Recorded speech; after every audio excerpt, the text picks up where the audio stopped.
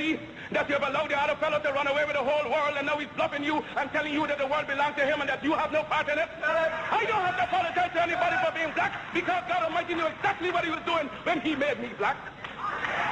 If black people knew their glorious past, then there would be more in... Thank you, thank you. That was Marcus Mosiah Garvey. Marcus Garvey charged up there, talking about Africa, the way Africans were maltreated way back in the United States of America when they were sent there as slaves. You see, this is what we are talking about, that Africa, we've come a long way to be self-sufficient. We've come a long way to be doing things on our own and not necessarily relying on others. This is what we are discussing on Africa Radio this afternoon.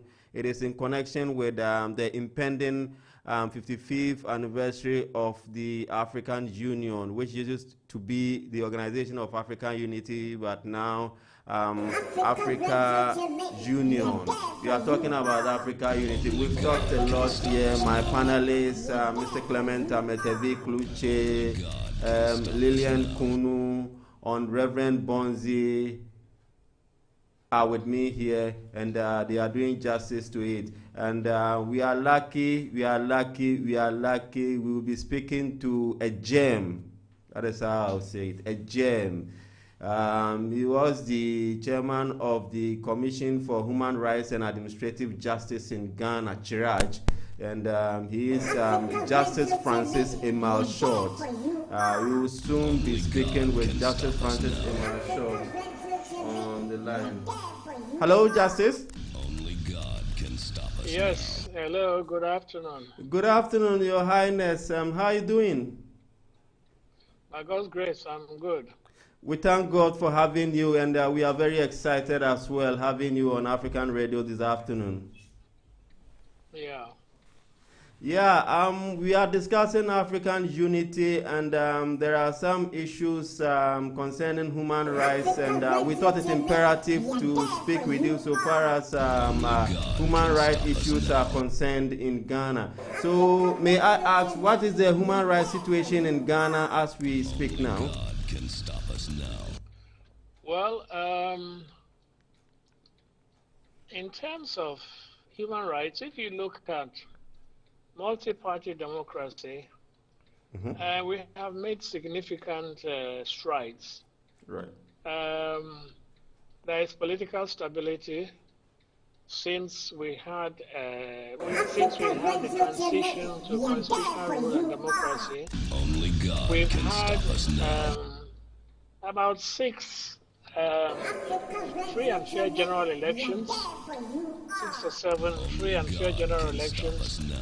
And we have had on 3 occasions a change of government from one civilian government to the other. And I think that is quite impressive. So the political space for multi-party democracy is quite vibrant and very positive. If you look also at freedom of speech, I think in Africa, Ghana ranks as one of the most promising countries where freedom of speech has been, promoted. We have about over 300 private radio stations and over 30 private TV stations. So there is, the media landscape is very vibrant, and people can criticize the government, they can say whatever they like within the confines of the law, of course. In other words, you don't have to defame other people, or you don't have to make seditious statements. So far as freedom of speech is concerned, I think there again, we have a lot to be proud of, as well as freedom of association. The negative part is with regard to the condition of our prisons. The condition there are still not what it should be. There is overcrowding, and there is a delay in the trial of remand prisoners, even though there has been some improvement in that because of the Justice for All program, whereby some of the judges, excuse me, some of the judges go to the prisons and have and sit at the prisons. So there has been some improvement in trying to reduce the length of time that remand prisoners, stay in custody. But much work still needs to be done. Mm-hmm. Yeah, and then if you look at economic and social rights, right to education, right to health, and so on. In terms of right to education, recently the NPP government introduced the free SHS, and I think that has made a positive contribution to education, and a lot of people have benefited from it.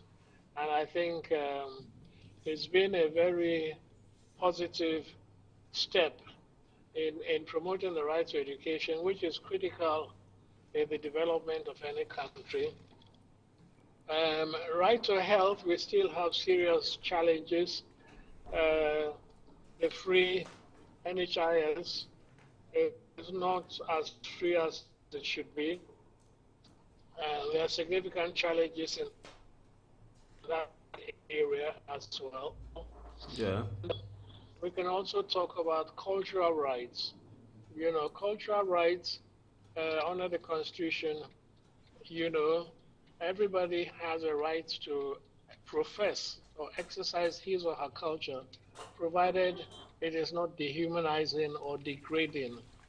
And so we have a very flourishing culture in terms of our festivals, our dress and our cultural norms, except for a few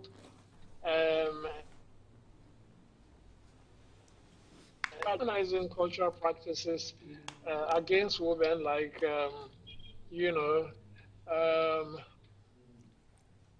female genital mutilation, which is being practiced on the ground, and certain adulthood rights, which are also discriminatory against women, and so in that area also.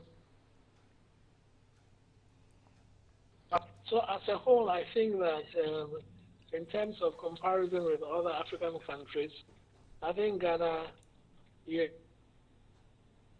have rights in the promotion and protection of human rights. And of course, in human rights, we have the Commission on Human Rights and Administrative Justice, and we have a lot of active NGOs, human rights NGOs, that are promoting human rights. Overall, I think Ghana has quite a bit to be proud of when it comes to human rights. Yeah, Ghana, indeed, you say must be proud of when it comes to human rights. But in your own submission, you were talking about some challenges in health rights. What, in your own estimation, has gone amiss in respect of the health sector?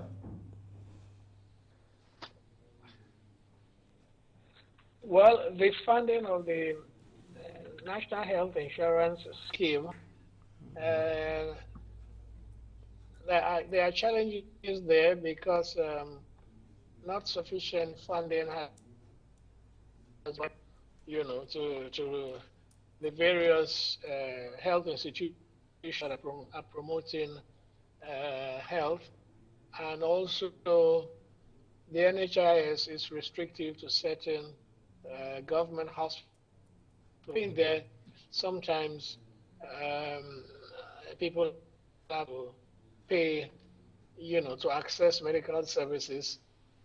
And the situation in some of the hospitals, the public hospitals like Olebu and so on, is quite challenging.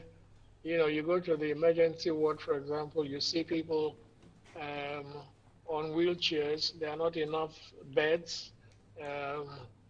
People sometimes have to be taken with face in the health sector. Okay. Yeah, thank you very much. Justice, there is this critical issue. Yeah, But I think the authorities, yeah, have, I yeah. think the I authorities wanted have to link addressed it the up issue. with the freedom of movement, and they are basing the argument on the freedom of A few movement, and months based on ago, that, hello, hello, yes, yeah. they also, there is a conflict between their movement and then the destruction of people's farms, so that's where the conflict has been. But I think the authorities, the law enforcement agencies have been able to address the situation. I haven't heard recently of any conflicts. So I believe that presently the situation is under control. Yeah, I think recently we had some at. Can you hear me? Yeah, I can hear you perfectly. Recently we had some at Agogo in the Ashanti region. Yeah, and it was very pathetic. And these people are capitalizing on the ECOWAS protocol, which talks about Yeah. free movement. Don't you think it is something which is sort of worrying?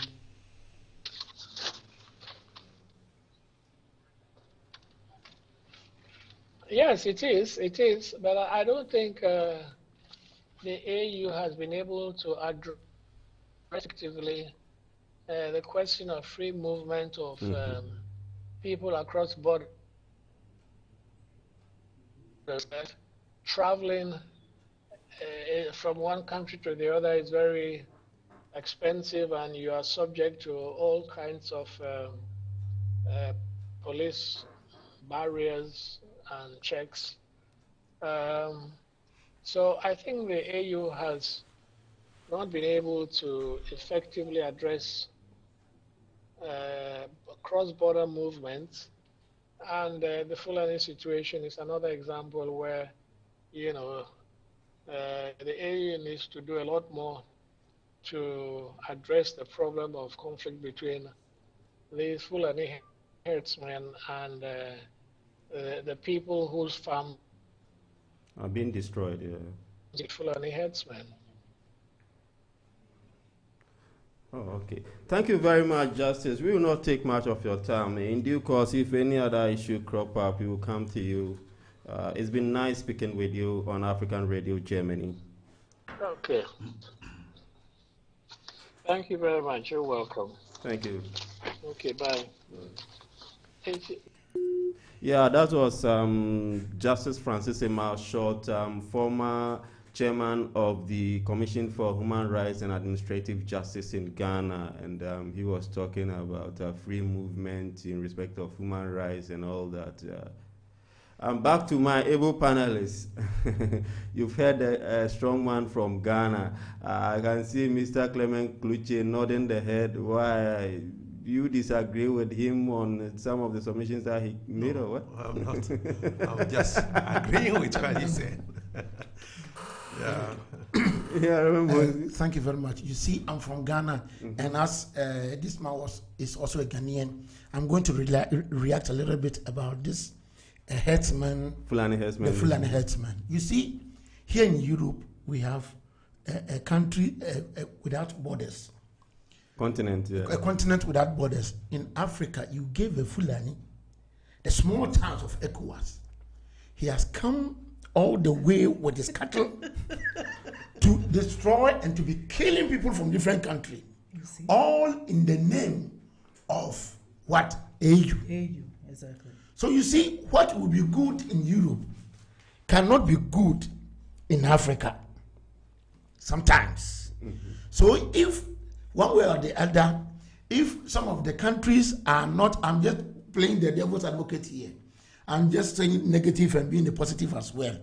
Sometimes this type of African union, whereby people will be allowed the free movement, when that comes on, I think they are going to do it in African way, and that will be destructive sometimes.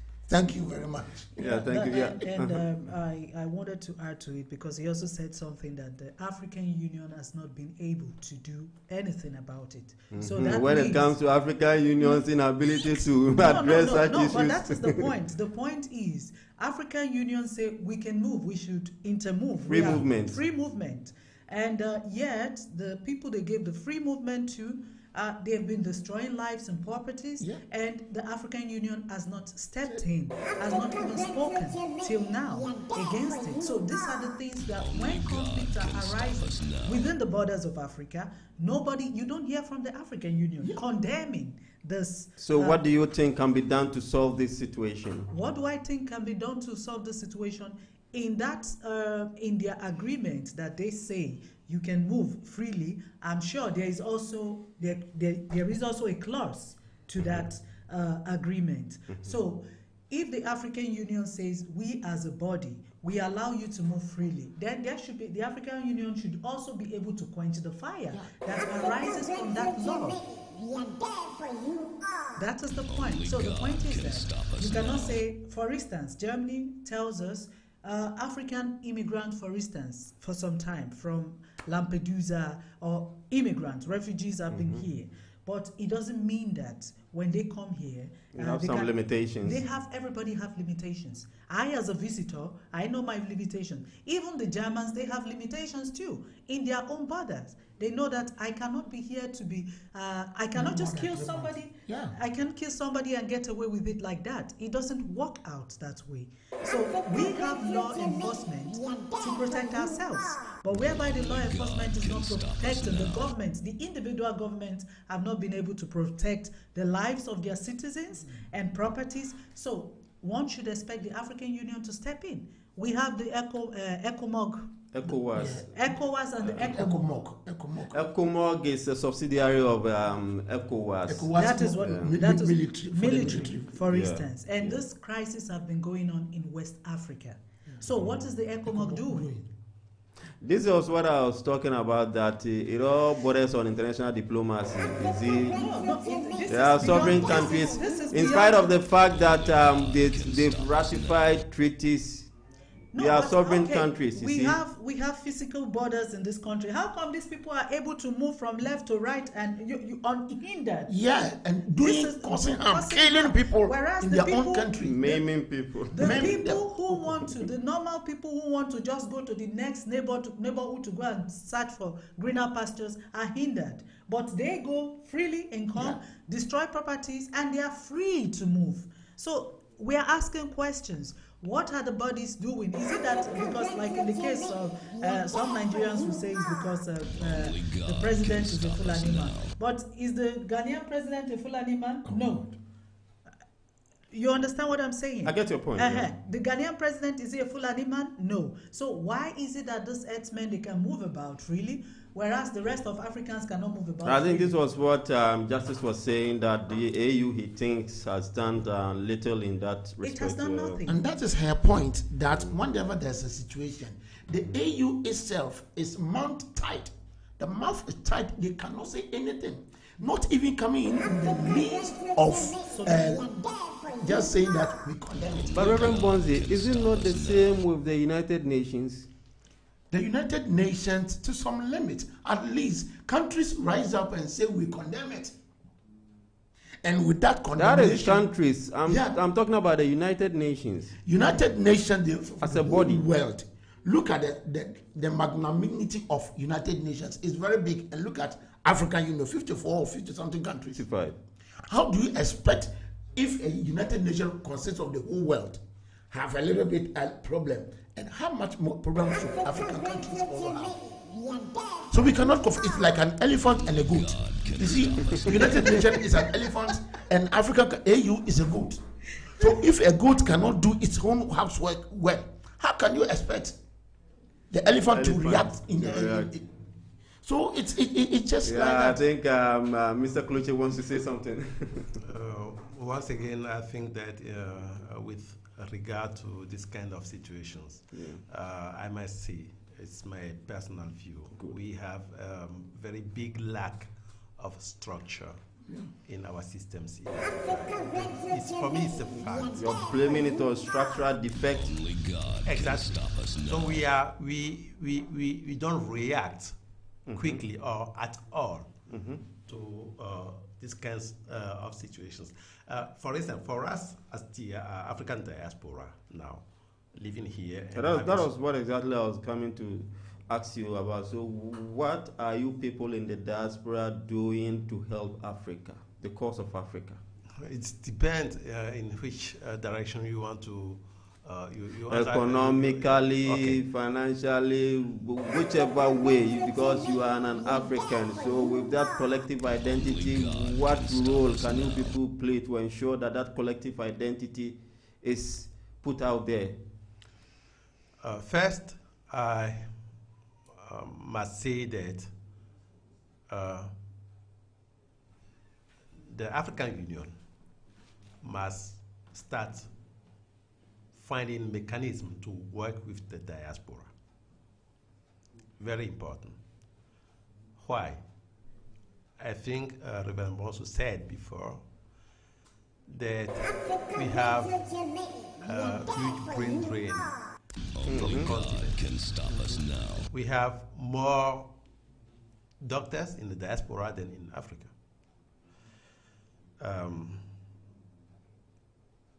What is the reason why people are escaping from Africa? We said that before. Poverty. Is it as a result of poverty or what? Poverty, lack of democracy, Insecurity. these kind of things. Economically, I think that the diaspora can be very helpful to lift out the continent out of poverty. We are in an era of globalization, and we from the diaspora, we acquire a lot of experiences now. If I compare with the situation of Asia, I can say that they have taken some measures to deal in the 70s, 60s, 70s with this situation. Is why, let's say, China is now one of the biggest economy, second economy in the world. I thought about it, and there are some steps I think we have to take in Africa regarding the economic development. Entrepreneurship is one of the measures. Entrepreneurship. Yeah, we need more entrepreneurs in our country, in our countries on the continent. I said it before, from the bottom up, not expecting the government to solve all the problems because they are not even able. Too much corruption, they don't think about the youth. More than 60% in some countries are jobless. Not talking about the youth. Although we know that Africa is not just huge, but also from its population. According to the United Nations, till 2015, we will have 2 billion. 2 billion, yeah. On the continent. And more than a half will be under 30 years. We have to create job opportunities for this youth. And only through entrepreneurship we can achieve that. For instance, if we take the example of Germany, more than 90% of the jobs are created by the small and middle companies. So we have to go into this direction to help. The second point I can mention is the reverse brain drain. That means African in the diaspora who has come to achieve something, they went to universities, went to school, have good trainings. At a certain point, we must understand that this continent is waiting for us. But the government back home can stop us now. must create also the conditions for the people to come and help. The enabling environment, you mean? Exactly. Otherwise, people prefer to stay here because they feel more comfortable. I've been in discussion with people in the African community for several, for long. During the campaign, people told me, we want to go back to our countries. I gave last time at the conference the example of a Nigerian guy who told me, after 30 years now here in Germany, I'm fed up. I just want to go back to Nigeria. The only To stay there for 30 years. yeah. And the only thing he wants is to have it. Unfortunately, he was not trained in any area. Now he wanted training as in a bakery, so that when he goes back to Nigeria, he can, open his Bakery. and make bread, make money, and create also jobs for people. And imagine if 10, 20, 100,000 people go into different directions like that. That can be also very helpful for. So we have a lot of capacities and a lot of potential. The third point I will like to mention is the importance of investment of the diaspora. We are sending money every month back home, but this money just enter into alimentation. That doesn't. What do you mean by alimentation? That means people to buy things, foods, clothes, school, these, little everyday things. But we don't invest. Investment is a very, very important thing. Maybe what you have been remitting is insatiable. Sorry? It's small. It's maybe, but I know that there is also possibilities. Some people have also the possibility of money to invest on the continent, but they prefer have it here. That is what I'm talking about. Investment back home, But like I said before, it's up to the government to create the environment for this kind of opportunities. And the last point is industrialization. Only God can stop us now. We have the raw materials. Yeah, we know that. And it's a rich continent where we have everything from agriculture to mineral resources. Everything. But since we don't have industries to transform, because, it is only through added value, creating value addition, yeah. Exactly, that we can create growth. And it is only through that we can create job also for the youth. So there are some steps we have to take towards, our countries, our continent back home. And I see myself this potential in the diaspora. But once again, it's up to our people back home, the African Union, also to come and join us so that together we can make this kind of change we are talking about. Yeah, that is what is coming from Mr. KLUTSE. He says African Union should partner people in the diaspora so that they can also give off whatever it is that they have back to their motherland. Yeah, what do you have to say about people in the diaspora, what they can also do to help the cause of Africa? Like Only Mr. God KLUTSE can rightly stop said, us now.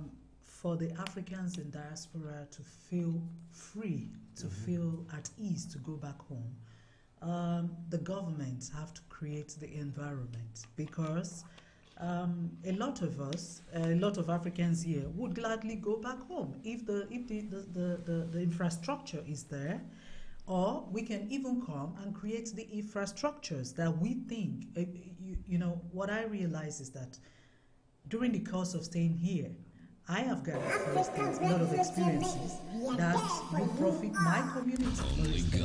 And I know almost all Africans I talk to is the same thing.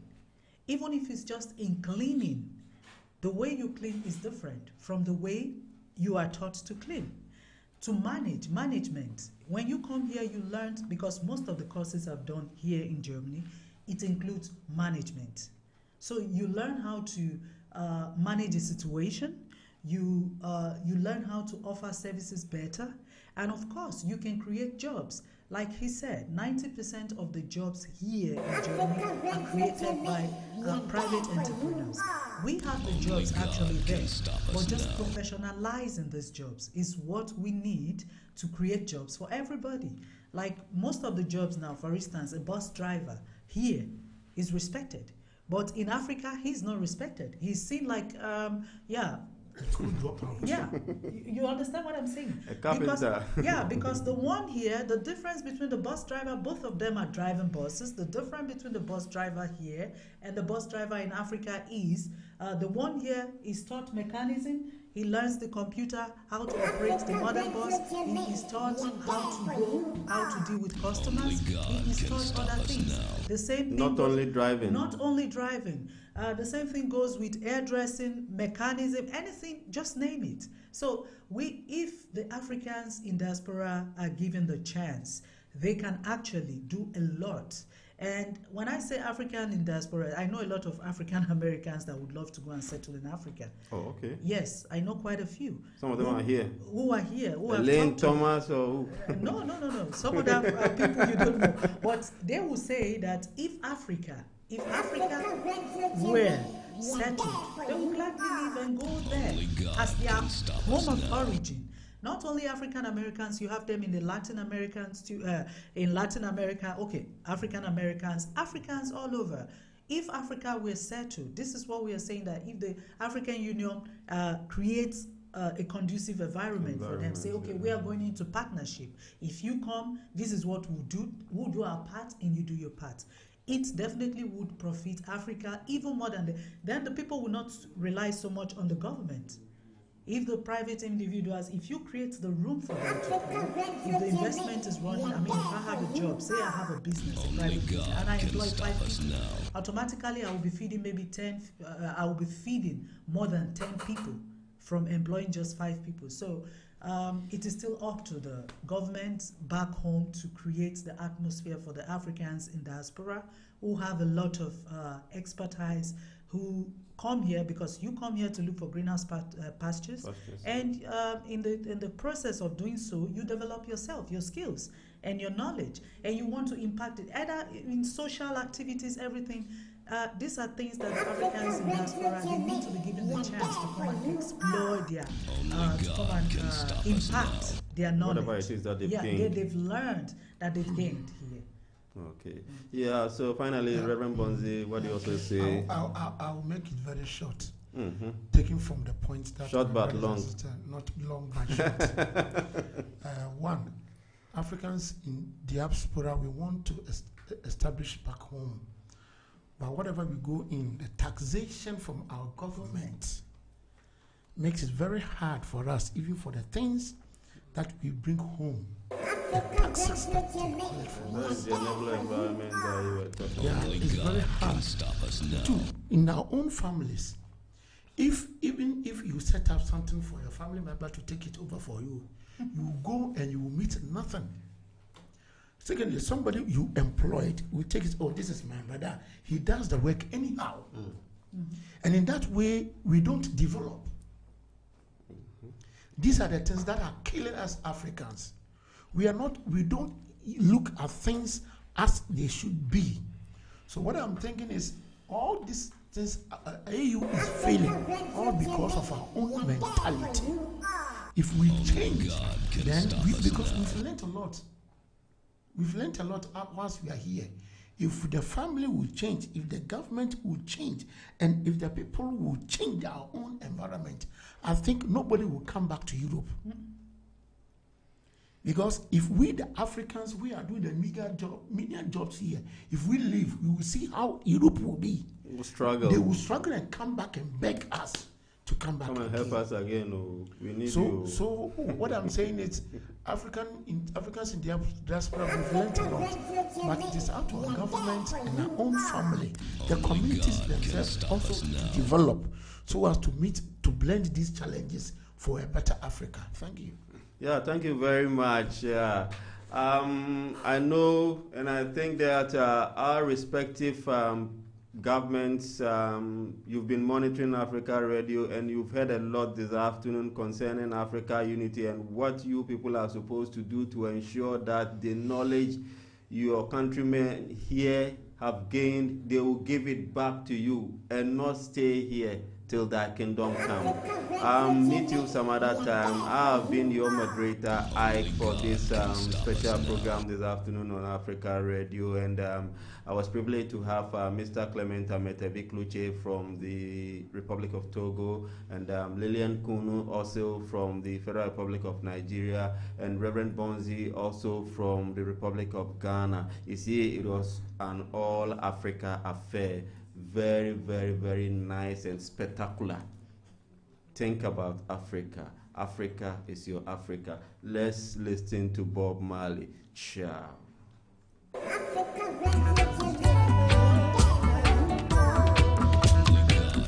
Africa unite, 'cause we're moving right out of Babylon, and we're going to our father.